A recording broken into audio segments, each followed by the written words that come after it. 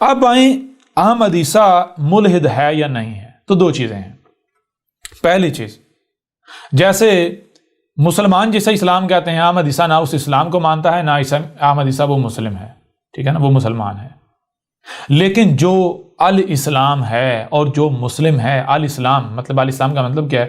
وہ طریقہ، وہ کام، وہ عمل، وہ اعمال، یعنی وہ طریقہ جس پر چلنے سے، جو کرنے سے کائنات میں، آسمان و زمین میں، بڑی سے بڑی سطح لے کر چھوٹی چھوٹی ہر شے میں سلم آ جائے، پرفیکشن آ جائے، اگر کوئی خرابی ہے وہ بھی دور ہو جائے، اسے کہتے ہیں الاسلام، ٹھیک ہے۔ تو یہ جو الاسلام ہے، اس کو احمد عیسیٰ ماننے والا ہے، یہ احمد عیسیٰ کا دین ہے، ٹھیک ہے نا، دنیا میں کا مقصد ہے۔ اور مسلم کا مطلب کیا ہے؟ کہ جس کے ہر عمل سے، جس کے اپنے اندر بھی سلم ہے، یعنی پرفیکشن ہے، اور جس کے ہر عمل سے کائنات میں، آسمان و زمین میں ہر لحاظ سے ہوتی پرفیکشن ہے، وہ کہیں پر بھی کوئی ایک رائے برابر بھی ایسا عمل نہیں کرتا جس سے کہیں بھی کسی قسم کی کوئی خرابی پیدا ہو، کوئی جو ہے وہ خرابی، کوئی نقائص پیدا ہو، ٹھیک ہے نا۔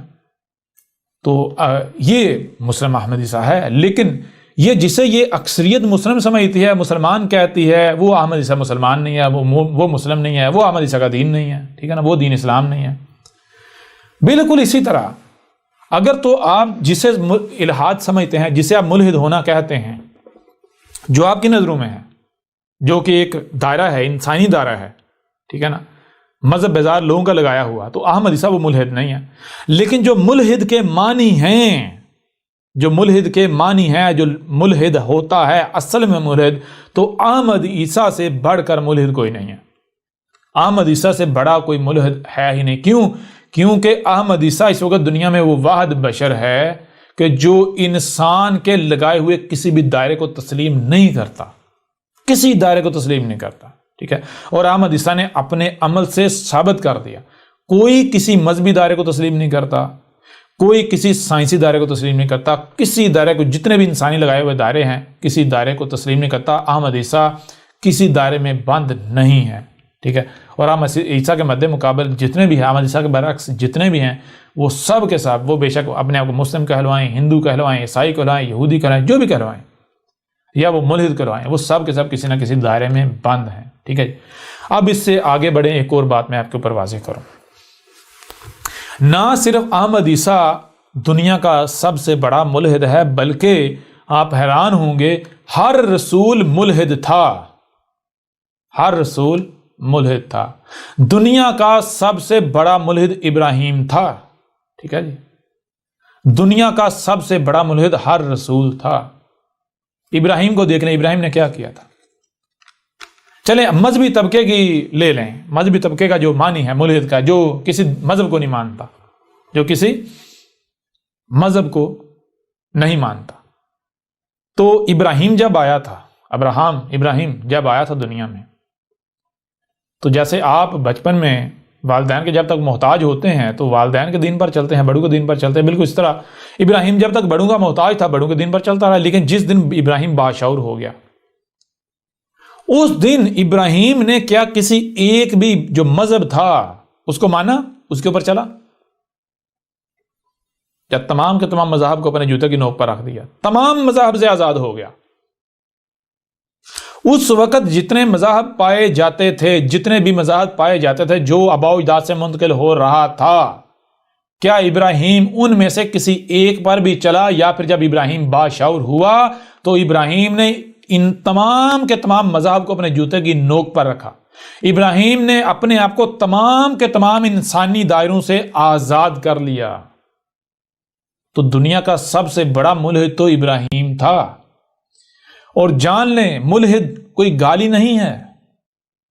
ہاں، ملحد کو گالی یہ لوگ بنا رہے ہیں، جیسے یہ جو اپنے آپ کو مسلمان کہلوانے والے ہیں، انہوں نے جس طرح اسلام کو گالی بنا دیا، ان کے کردار کی وجہ سے، ان کی ضد کی وجہ سے۔ ہم مسلمان ہیں، ہمارا دین اسلام ہے، اور اسلام کیا ہے؟ ان کے کردار کو جب لوگ دیتے ہیں تو ان کے کردار کو دیکھیں، اور جو اسلام کے نام پر جو کر رہے ہیں، اسلام ایک گالی بن چکا، مسلم ایک گالی بن چکا۔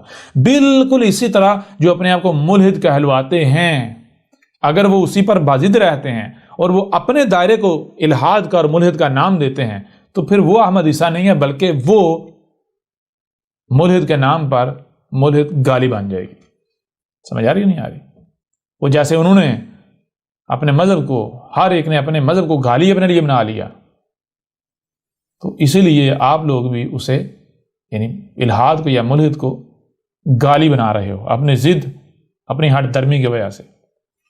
تو وہ آپ والا ملحد احمد عیسیٰ نہیں ہے، احمد عیسیٰ اصل والا ملحد ہے، احمد عیسیٰ اصل والا ہندو ہے، احمد عیسیٰ اصل والا عیسائی ہے، احمد عیسیٰ اصل والا یہود ہے۔ یہود کا معنی کیا ہے؟ یہود سے بہتر کوئی لفظ ہو سکتا ہے؟ یہود جو ہے ہدایت یافتہ، جو ہدایت دیا گیا ہوا ہے، تو کوئی زبان سے کہتا ہے میں یہود ہوں، زبان سے کہتا ہے میں ہدایت یافتہ ہوں، تو کہتا رہے، اس کا عمل دیکھا جائے گا، کیا بھائی یہ ہدایت یافتہ ثابت ہوتا ہے؟